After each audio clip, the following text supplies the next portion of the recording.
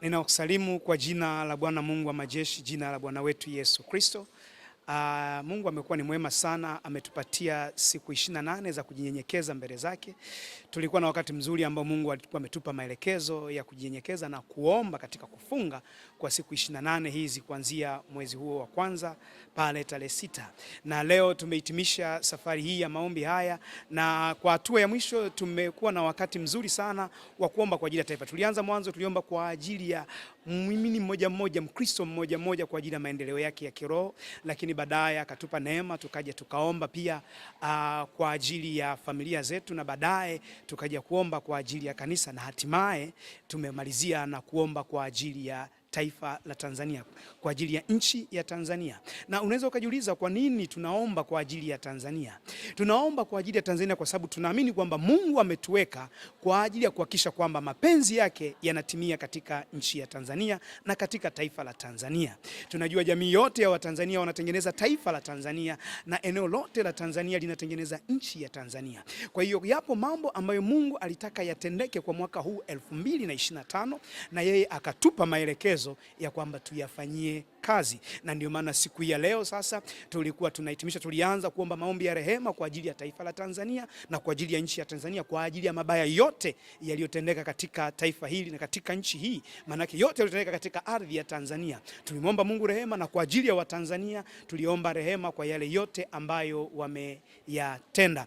Lakini pia tuliomba rehema pia siku ya jana kwa ajili ya majanga mbalimbali ambayo yangeweza kutokea katika taifa la Tanzania kwa ajili ya mwaka 2025. Kwa hiyo Mungu akatusaidia ili tuweze kuepuka hayo majanga yote, na tuliomba kinyume na hayo majanga, vurugu, machafuko, majanga ya asili ya kila namna, na Mungu akatusaidia. Na leo tumehitimisha kwa ajili ya kuomba namna gani ambavyo rasilimali ambazo Mungu ameziweka katika nchi ya Tanzania zinaweza zikawanufaisha Watanzania kwanza, ili tuweze kuwa na uchumi imara na thabiti kama taifa.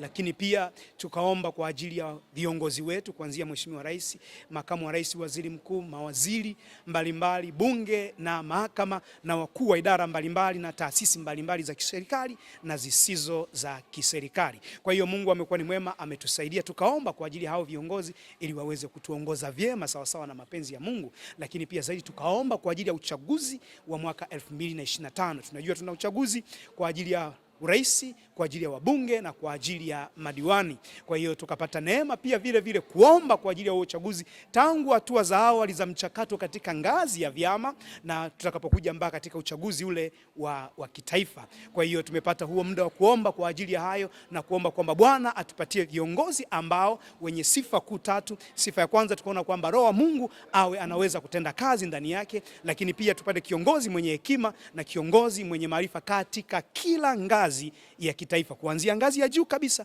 mpaka ngazi ya chini kabisa, na hatimaye Bwana aweze kutupa kiongozi ambaye ni mchungaji, atatuchunga sisi kama mchungaji anavyochunga kondoo wake. Kwa hiyo tumekuwa na muda huu wote tumejinyenyekeza mbele za Bwana, na Mungu amekuwa mwaminifu. Tumeuona ukuu wake, tumeuona wema wake, na hakika yeye amejitukuza katikati yetu, na hakika Tanzania anayoitaka Bwana inakwenda kuonekana na kudhihirika katika ulimwengu wote. Ni wakati sasa wa Tanzania kunufaika na vile ambavyo Mungu ameviweka katika nchi ya Tanzania. Mungu akubariki sana wewe ambaye umepatana pamoja nasi, umefuatilia pamoja nasi. Tuendelee kuiombea taifa hili, tuendelee kuliombea nchi hii ili iweze kujengeka sawa sawa na Bwana atakavyo, ili yaliyo mapenzi na makusudi ya Mungu juu ya Tanzania yakapate kutimia sawa sawa na alivyokusudia yeye, kwa jina la Yesu Kristo. Nashukuru sana. Mungu akubariki sana.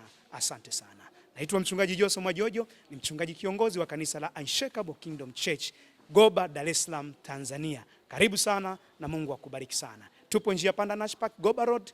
Tunaendelea hapo kuitenda kazi ya Mungu. Karibu sana, tuonane tena katika ibada. Mungu akubariki sana. Amen.